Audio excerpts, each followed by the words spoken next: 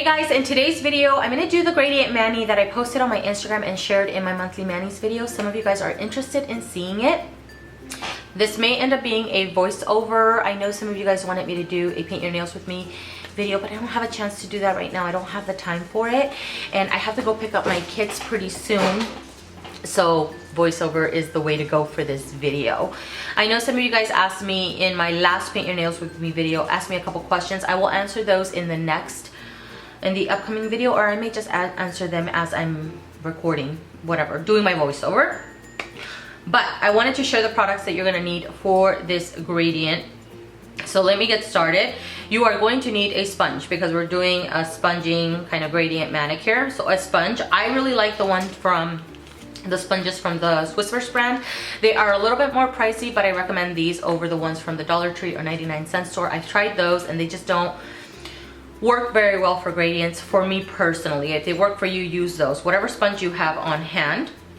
You are going to need 100% acetone. I use 100% acetone for cleanup around the cuticle area. I don't have to do a lot of cleanup because I'm using a latex, which I'll share with you guys in just a little bit. But I get the one from ONYX Professionals.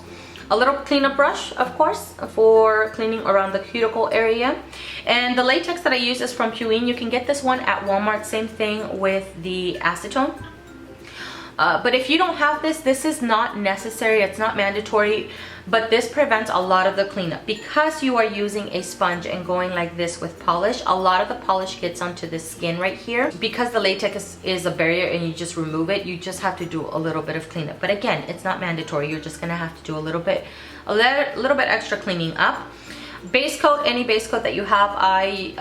Not even using a base coat this time around, but if you like a base coat, you can use a base coat. Top coat, I'm using the Pro Effects Quick Dry Top Coat. I removed the little wrapper off of mine, but any top coat you have available. Let's get into the polishes. I did run out of one of them, so I'm substituting it, but I'll share with you guys all of the polishes that I used for that manicure, and I alternated between nails. So as a base, I used Orly's Scenic Route as my base. I have it on this hand right now. And then when I did a gradient on one of my nails, let's do example this nail right here, which is not the best looking gradient, but you know, whatever. I used a Scenic Route from Orly, Bikini from JulieG, and I Need a Refreshment from Wet n Wild. And then on the other nails where I have more of like that purpley pink and then coral and yellow, I used Scenic Route from Orly, Bikini from JulieG, and Celtic Sun from China Glaze. Because I ran out of Bikini, I'm substituting it with Afterglow from Orly. So I'm doing these three. Again, if you don't have these particular polishes, that's okay. Pick similar colors or pick other colors. Pick whatever makes you happy, whatever you have. You do not have to go out and buy these specific polishes.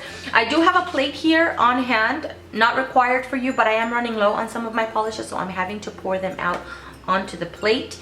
And I think that is everything. Oh, I have a little bowl to pour my acetone in. And a little paper towel. Don't know if I mentioned that. Okay, I'm rambling at this point. Let's just jump right into the video. I am starting off with a coat of Scenic Route from Orly. I thought I would show you the application of this polish.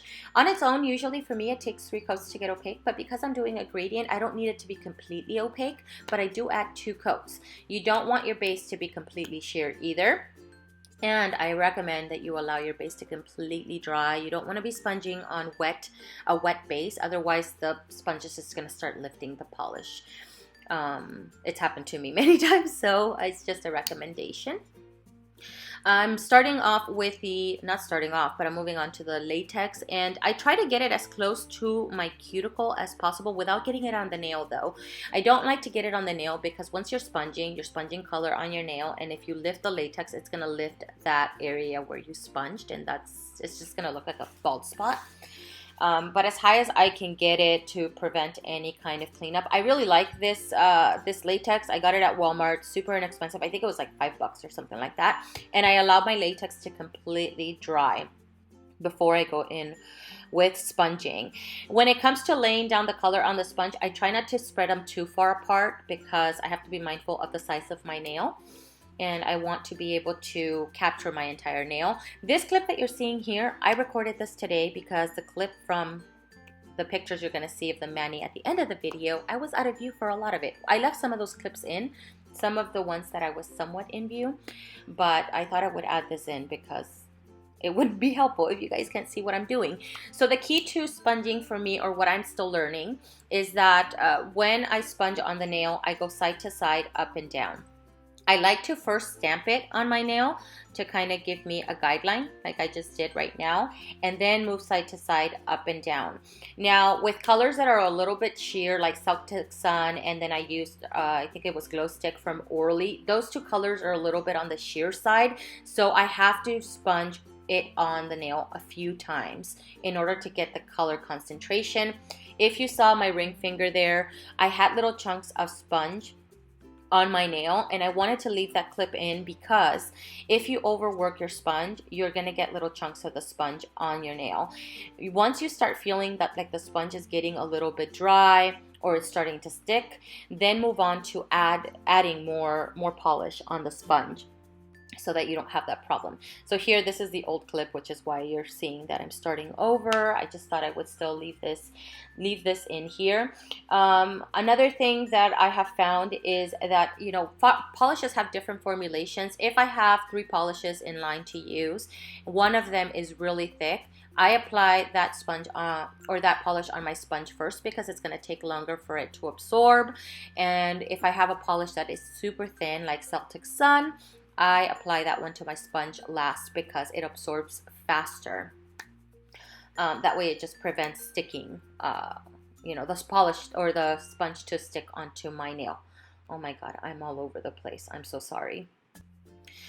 But that is what I have found helps me out a lot. Again, I do several layers of this until I get the color concentration that I want. Sometimes I do about 3 applications of sponging. Sometimes I do 4, depending. Just whenever I'm satisfied is when I stop. I do find that the gradient comes alive when you apply your top coat.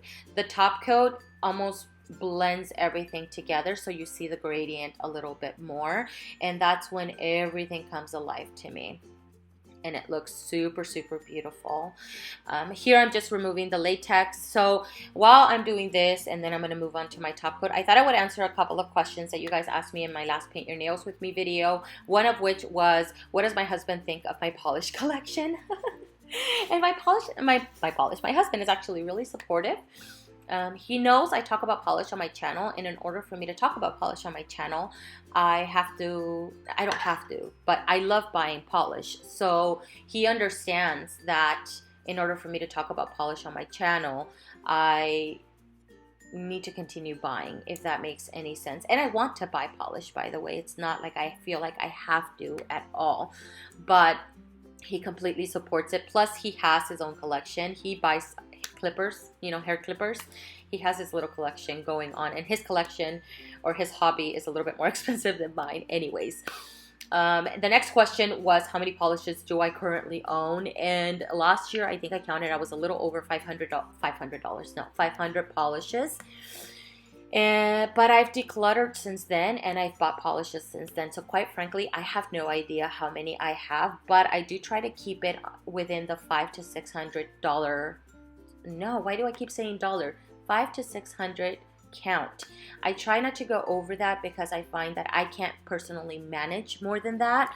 There's only 365 days in the year, you know, so even if I paint my nails every single day, I will never be able to use all of them. But I do try to alternate my polishes every single year also, which is why I do my seasonal rack or my monthly manis video, my project polishes. Those are all things to keep me accountable to continue using all of my polishes and not ignore any of them. So I just find that number is my magic number, and it's where it's a little bit easier, not as overwhelming for me. All right, guys, that is everything. I hope you guys enjoyed this video. I know I was all over the place. I'm so sorry, but I still hope that this was super helpful for those of you that were curious as to how I created the mani. Thank you guys for watching, and I'll see you guys in the next one.